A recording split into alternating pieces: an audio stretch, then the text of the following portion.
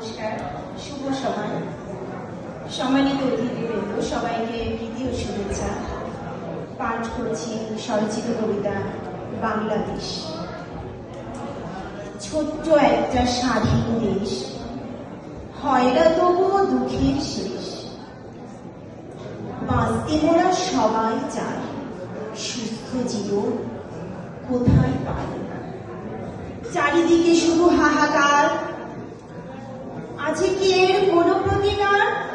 নির্ঘুম রাত, দু চোখে জল, ভেঙে গেছে রাজ মনোবল। তবু বাঁচাতে বাঁচতে হয়, প্রজন্ম যে শুধুই চেয়ে রয়। কেটে যাক যত অন্ধকার, ফিরে চায় সব অধিকার। জ্বলে উঠুক সাম্যের আলো, ঘুচে যাক অসুচি কালো।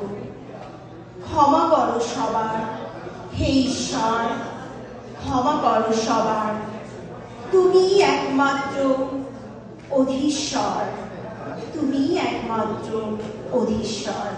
ধন্যবাদ সবাই।